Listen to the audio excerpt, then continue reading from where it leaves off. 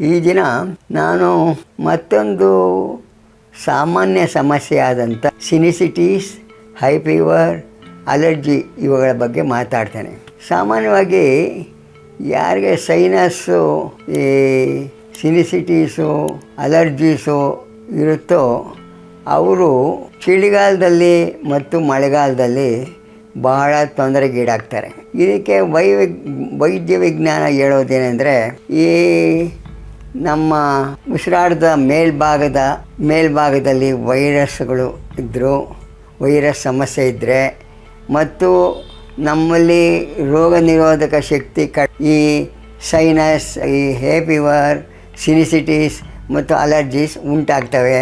ಇದರಿಂದ ಜನ ತೊಂದರೆ.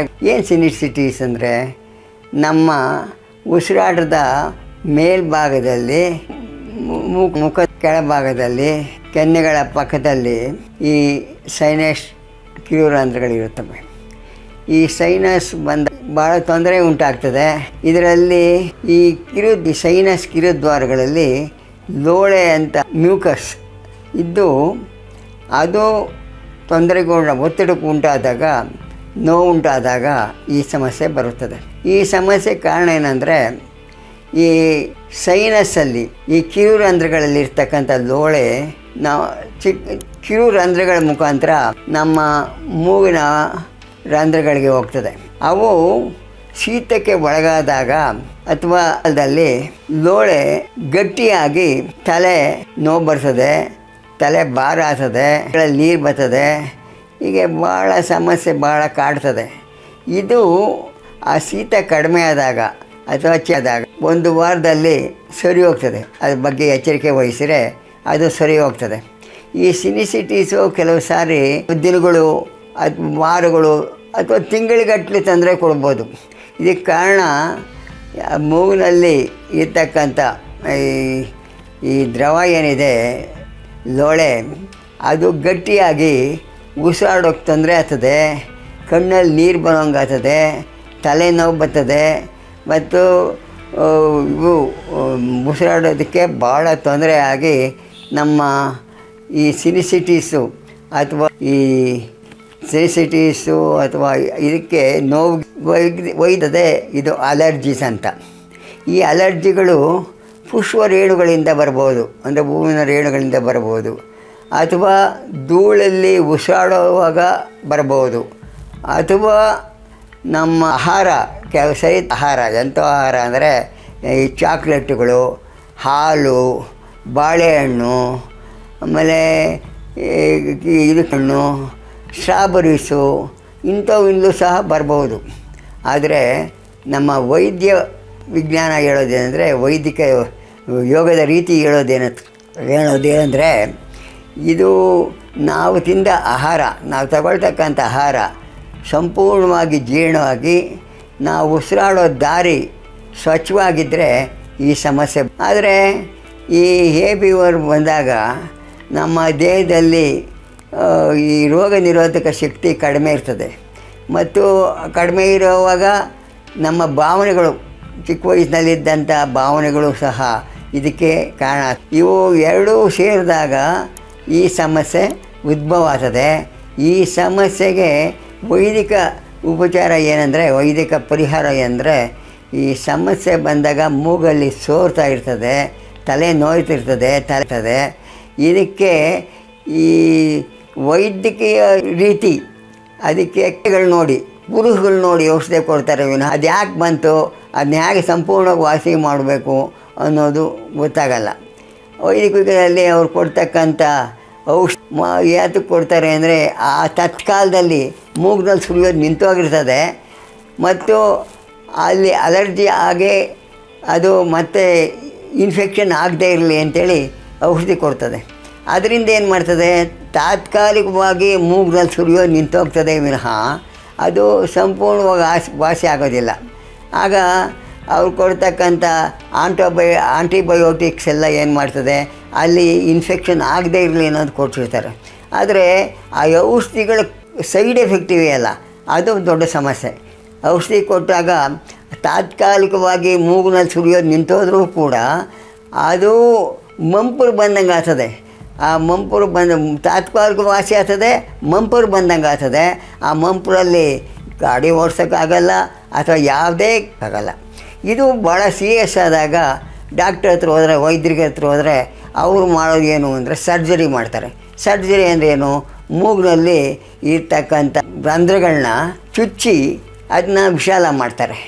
ಇದು ಭಾಳ ನೋವು ಮತ್ತು ಬಹಳ ಕಾಲ ತಗೊಂತದೆ. ಆದ್ದರಿಂದ ಇದು ಸರಿಯಾದ ಪರಿಹಾರ ಅಲ್ಲ. ಸರಿಯಾದ ಪರಿಹಾರ ಅಂದರೆ ಯೋಗನೇ. ಯೋಗದಲ್ಲಿ ಏನಾಗ್ತದೆ, ಯೋಗದಲ್ಲಿ 2 ವಿಧದಲ್ಲಿ ತಡೀತದೆ. ಮೊದಲನೇದಾಗಿ ನಮ್ಮ ರೋಗ ನಿರೋಧಕ ಶಕ್ತಿ ಏನಿದೆ ಅದನ್ನು ಹೆಚ್ಚು ಮಾಡ್ತದೆ. ಎರಡನೇದಾಗಿ ನಮ್ಮ ದೇಹದಲ್ಲಿ ಈ ಆಕ್ಸಿಜನ್ನು ಹೆಚ್ಚಾಗಿ ಇದು ನಮ್ಮ ದೇಹದಲ್ಲಿ ರೆಸಿಸ್ಟೆನ್ಸ್ ಪವರು, ಇಮ್ಯುನಿಟಿ ಪವರು ಜಾಸ್ತಿ ಆಗೋಂಗೆ ಮಾಡ್ತದೆ ಮತ್ತು ನಮ್ಮ ಪ್ರಾಣವಾಯು ಜಾಸ್ತಿ ಮಾಡ್ತದೆ. ಆದ್ದರಿಂದ ಯೋಗ ಮಾಡುವಾಗ ನಾವು ಸೂರ್ಯ ನಮಸ್ಕಾರಗಳನ್ನ ಮಾಡ್ಬೋದು. ಸೂರ್ಯ ನಮಸ್ಕಾರ ಮಾಡಿದಾಗ ಏನಾಗ್ತದೆ, ಪ್ರಾಣವಾಯುನ ಸೂರ್ಯ ನಮಸ್ಕಾರ ಮಾಡಿದಾಗ ಪ್ರಾಣವಾಯು ಜಾಸ್ತಿ ಆಗ್ತದೆ, ಇರುತ್ತದೆ ಮತ್ತು ನಮ್ಮ ಉಸಿರಾಟದ ದ್ವಾರ ಇದೆಯಲ್ಲ ಅದರಲ್ಲಿ ಯಾವುದೇ ಇನ್ಫೆಕ್ಷನ್ ಆಗದಂಗೆ ನೋಡ್ಬೇಕು. ಮತ್ತು ಯೋಗ ಮಾಡುವಾಗ ಪ್ರಾರಂಭಿಕವಾಗಿ ನಾವು ಪವನಮುಕ್ತಾಸನದಿಂದ ಪ್ರಾರಂಭ ಮಾಡಿ ಒಂದು ಸ್ವಲ್ಪ ವಿಶ್ರಾಂತಿ ತಗೊಂಡು ಆ ನಂತರ ಸೂರ್ಯ ನಮಸ್ಕಾರ ಮಾಡಿದರೆ ಈ ಸಮಸ್ಯೆಗೆ ಸ್ವಲ್ಪ ಅನುಕೂಲ ಆಗ್ತದೆ. ಸೂರ್ಯ ನಮಸ್ಕಾರ ಮಾಡಿ ಈ ರೋಗ ಸಮಸ್ಯೆ ಕಡಿಮೆ ಆದಮೇಲೆ ನಾವು ಮತ್ಸೆಗಳು ಮಾಡಬೇಕು. ಇದು ಪ್ರತಿನಿತ್ಯ ಮಾಡಿದರೆ ಈ ಸಮಸ್ಯೆನ ತಡಿಬೋದು.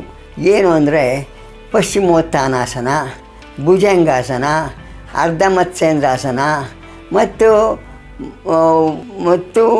ನಾವು ಅರ್ಧ ಮತ್ಸ್ಯೇಂದ್ರಾಸನ ಹಾಗೆಯೇ ನಾವು ಈ ಶೀರ್ಷಾಸನ ಮತ್ತು ಸರ್ವಾಂಗಾಸನ ಕಾಯಿಲೆ ಇದ್ದಾಗ ವಾಸಿ ಆದಮೇಲೆ ಮಾಡಬೇಕು. ಇವೆಲ್ಲ ಆಸನ ಆದಮೇಲೆ ನಾವು ಪ್ರಾಣಾಯಾಮನ ಹೇಗೆ ಮಾಡಬೇಕು, ಭಸ್ತ್ರಿಕಾ ಪ್ರಾಣಾಯಾಮನ 5 ಹೊತ್ತು ಒಂದೊಂದು ಸಾರಿನೂ 50 ಉಸಿರಾಟ ಮಾಡೋಂಗೆ ಮಾಡಿದರೆ ಆಗೂ ಸಹ ಇದಕ್ಕೆ ಪರಿಹಾರ ತರುತ್ತೆ. ನಂತರ ಷಟ್ಕರ್ಮದಲ್ಲಿ ನಾವು ನೇತಿ ಮಾಡಿದಾಗ ಈ ಮೂಗು ಹೋಗುತ್ತೆ ಮತ್ತು ಮೂಗು ಆಗಾಗ್ಗೆ ಕಟ್ಕೊಳ್ತದಲ್ಲ ಅದು ಸಹ ನಿಂತೋಗ್ತದೆ. ಈ ಜಲನೇತಿ ಮಾಡಿದಾಗ ನಾವು ನೀರು ಮೂಗಿನಲ್ಲಿ ಉಳ್ಕೊಳ್ಬಾರ್ದು. ಅದು ಉಳ್ಕೊಂಡಿದ್ದೆ ಆದರೆ ಮಸ್ತಿ ಆಗ್ತದೆ. ಅದಕ್ಕೆ ಕಪಾಲಭಾತಿ ಮಾಡಬೇಕು. ಕಪಾಲಭಾತಿ ಮಾಡಿದರೆ ಸಂಪೂರ್ಣವಾಗಿ ನೀರನ್ನ ಅದು ಹೊರಗಡೆ ತೆಗೆದಾಗ್ತದೆ. ಕಪಾಲಭಾತಿ ಮಾಡಿದ ಮೇಲೆ ನಾವು ಸೂತ್ರನೇತಿ ಮಾಡ್ಬೋದು. ಸೂತ್ರನೇತಿ ಮಾಡಿದರೆ ಅದು ಸಹ ಅನುಕೂಲ ಆಗ್ತದೆ. ಮತ್ತು ಕುಂಜಲಕ್ರಿಯೆ ಮಾಡಿದರೆ ಈ ಸಮಸ್ಯೆ ತಡಿಬೋದು. ಪ್ರತಿನಿತ್ಯ ಕುಂಜಲಕ್ರಿಯೆ ಮಾಡಿದರೆ ಮತ್ತು ಬಂದ ಮೇಲೂ ಸಹ ಅದನ್ನು ನಾವು ಸರಿಪಡಿಸ್ಕೊಳ್ಳೋಕ್ಕೆ, ವಾಸಿ ಮಾಡೋಕ್ಕೆ ಸುಲಭ ಆಗ್ತದೆ. ಇದಾದಮೇಲೆ ಷಟ್ಕರ್ಮದಲ್ಲಿ ನಾವು ಈ ಕಫನ ನಿರ್ಮೂಲ ಮಾಡ್ಬೋದು. ಕಫನ ನಿರ್ಮೂಲ ಮಾಡಿ ವಿಶ್ರಾಂತಿನೂ ಪಡಿಬೋದು. ಅದಾದ ನಂತರ ನಾವು ನಮ್ಮ ಆಹಾರದ ಬಗ್ಗೆ ಯೋಚನೆ ಮಾಡಬೇಕು. ಆಹಾರ ತಗೊಳ್ಳುವಾಗ ಈ ಕಫ ನಿರ್ಮೂಲ ತಗೊಳ್ಬಾರ್ದು. ಯಾವ ಸಸ್ಯಾಹಾರ ಇರ್ತದೆ ಅದು ಭಾಳ ಒಳ್ಳೆಯದು ಮತ್ತು ತಗೊಳ್ಬಾರ್ದು. ಉಪ್ಪು ಜಾಸ್ತಿ ಇರೋ ಆಹಾರ ತಗೊಳ್ಬಾರ್ದು. ನೀರೊಂದು ಸ್ವಲ್ಪ ಕಡಿಮೆ ಕುಡಿಬೇಕು. ಮತ್ತು ಈ ನೆಗಡಿ ಬಂದಾಗ ಅಥವಾ ಈ ಸಿನಿಸಿಟೀಸು ಅಥವಾ ಹೇ ಫೀವರ್ ಇದ್ದಾಗ ನಾವು ನಿಂಬೆಹಣ್ಣು ರಸ ಅಥವಾ ದ್ರಾಕ್ಷಾ ರಸ ಆಗುತ್ತೆ. ಅದಾದಮೇಲೆ ಈ ಐಸ್ ಕ್ರೀಮ್ಗಳು, ಡೈರಿ ಪ್ರಾಡಕ್ಟ್ಸು, ಹಾಲು ಇವೆಲ್ಲ ತಗೊಳ್ಬಾರ್ದು ಇದು ಬಂದಾಗ. ಮತ್ತು ನಾವು ಆಹಾರ ತಗೊಳ್ಳೋ ಜೊತೆಗೆ ನಾವು ಯೋಗ ನಿದ್ರೆಯಲ್ಲಿ ವಿಶ್ರಾಂತಿ ತಗೊಳ್ಬೇಕಾಗ್ತದೆ.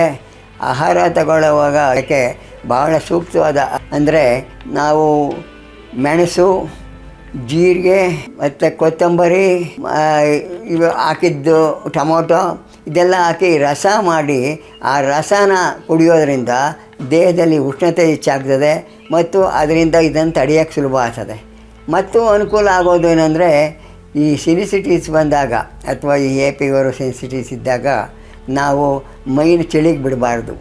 ಮೈಗೆ ತುಂಬ ಸ್ವೆಟ್ರ್ ಹಾಕ್ಕೊಂಡು ಕುತ್ತಿಗೆ ಮೈ ಎಲ್ಲ ಕವರ್ ಹಾಕಿ ಮಫ್ಲರ್ ಹಾಕ್ಕೊಂಡು ಇರಬೇಕು. ಈ ರೀತಿ ಮಾಡಿ ಅದು ಬಂದಾಗ ಒಂದು ಸ್ವಲ್ಪ ವಿಶ್ರಾಂತಿ ತಗೊಂಡ್ರೆ 2 ದಿವಸ ಅದರಷ್ಟದು ವಾಸಿ ಆಗ್ತದೆ. ಈ ಬಗ್ಗೆ ನಮಗೆ ಜ್ಞಾನ ಇರಬೇಕಷ್ಟೇ. ಈ ಸಿನಿಸಿಟೀಸು ಅಲರ್ಜೀಸು ಈ ಹೈ ಫೀವರ್ನ ಈ ರೀತಿ ತಡಿ.